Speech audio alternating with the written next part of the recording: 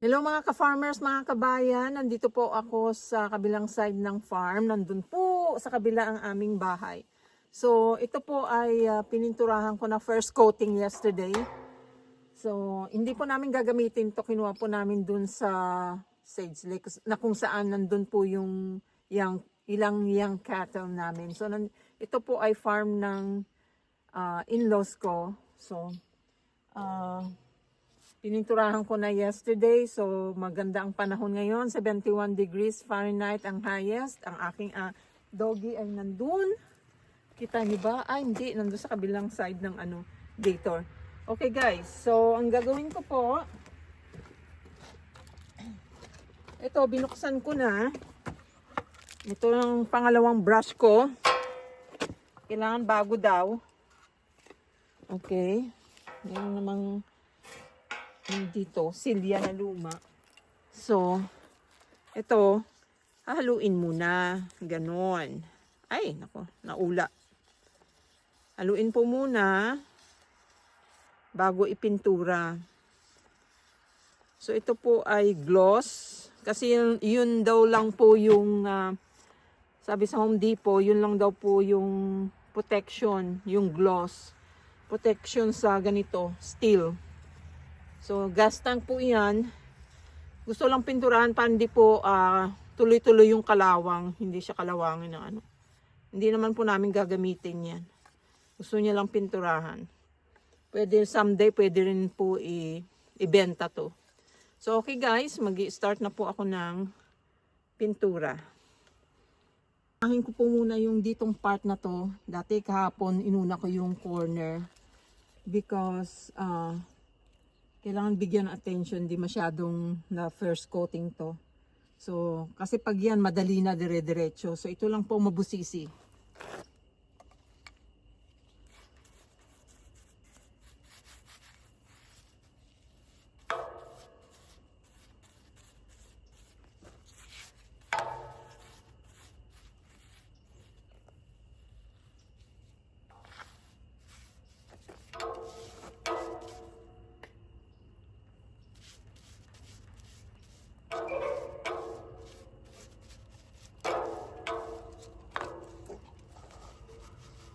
Ito tatanggalin daw po ito eh. Teka, mukhang mataba ako diyan sa picture. Sa video. Bahin ko yung position ko.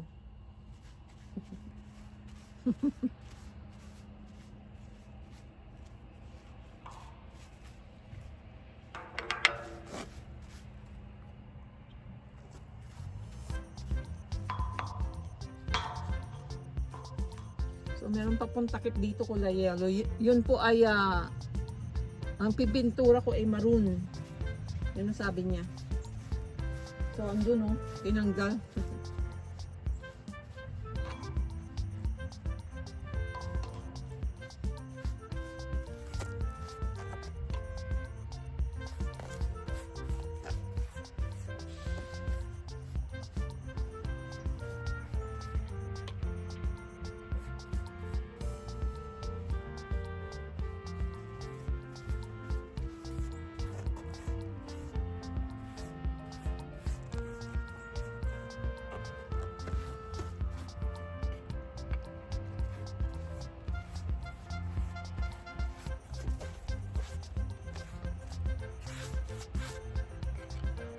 Dito muna tayo sa taas.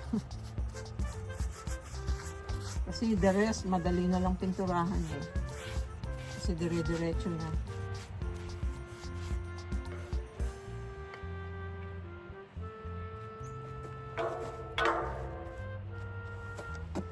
So, dito oh.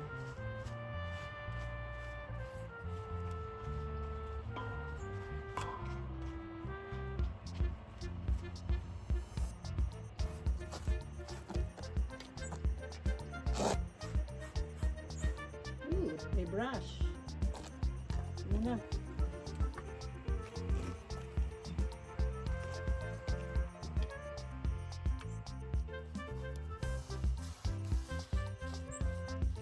Hindi ko pwedeng pinturahan yung silver na yan. Yan ay seal. May seal number dyan eh.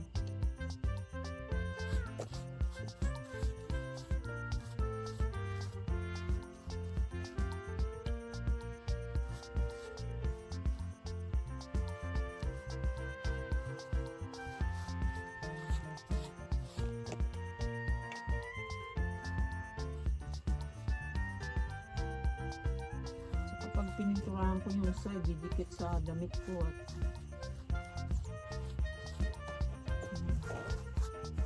puti-puti pa.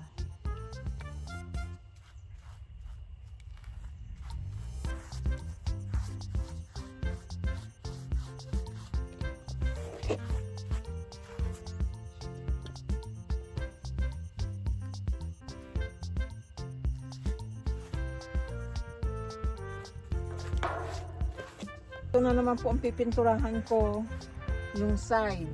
Tapos na po ako sa top kasi meron pa akong na-miss So dito naman po ang pipinturahan ko. Tapos yung baba. Ang hirap po mag-squat pag sa baba. Yung bottom talaga hindi ko maabot kasi sabi niya ilalagay niya ito sa may hollow blocks. Yung meron po siyang stand yung parang paa. So para mapinturahan ko yung baba, yung pinaka-bottom.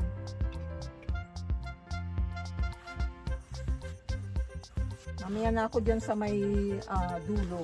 Ito muna tayo sa side.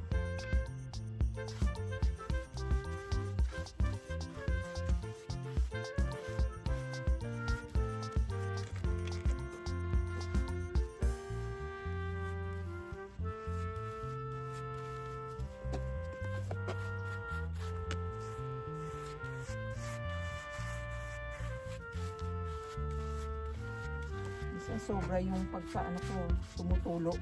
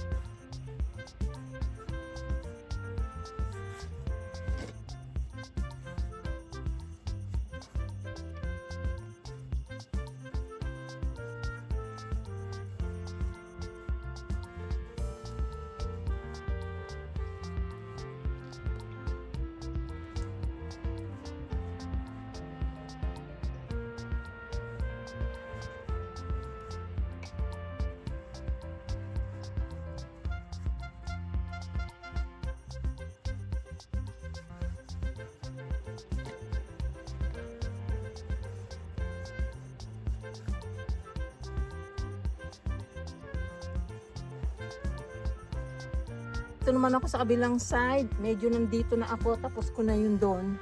Tapos, yung ubusin ko sa baba.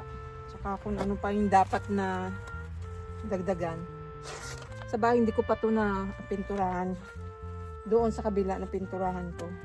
Mahirap yung sa baba, sa ilalim. Hindi na naman nagawa today. Ewan ko anong ginagawa nila. Baka nagko-combine ng, I don't know, anong kino-combine nila. Nag-harvest po sila yata.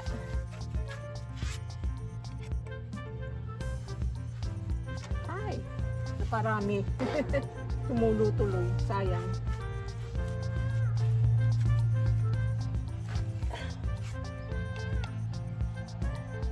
Hindi ko na rin yung ilalim.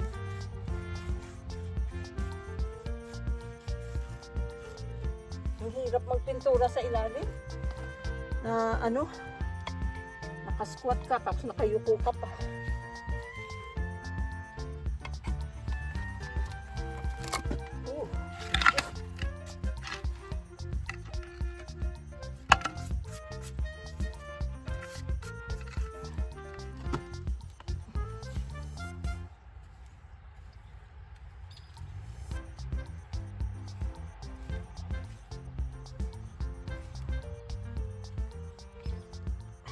Hirap.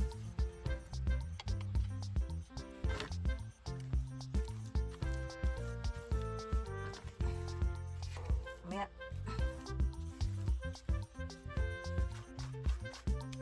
Tapusin na natin dito.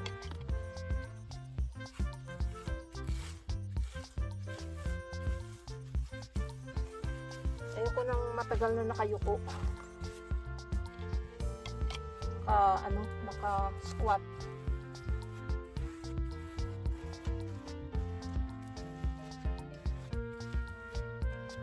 Sobrahan eh, tumutulo pag nasobrahan eh.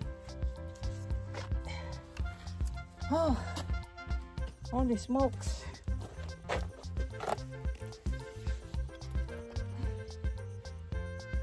Kaya hindi ko ilalagyan ng maraming pintura ang brush kasi tumutulo.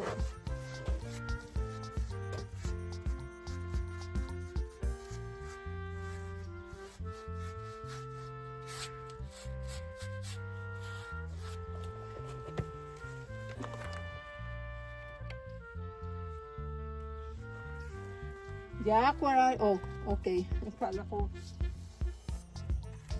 ko wala si Jack. Yung pala, oh.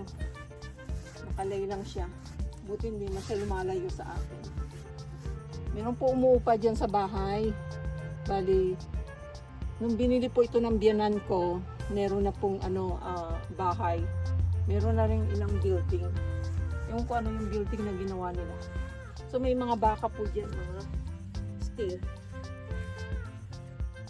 Yan po ay pag malaki na sila binibenta. Pang meat po yan. May babae din pero mostly yan lalaki.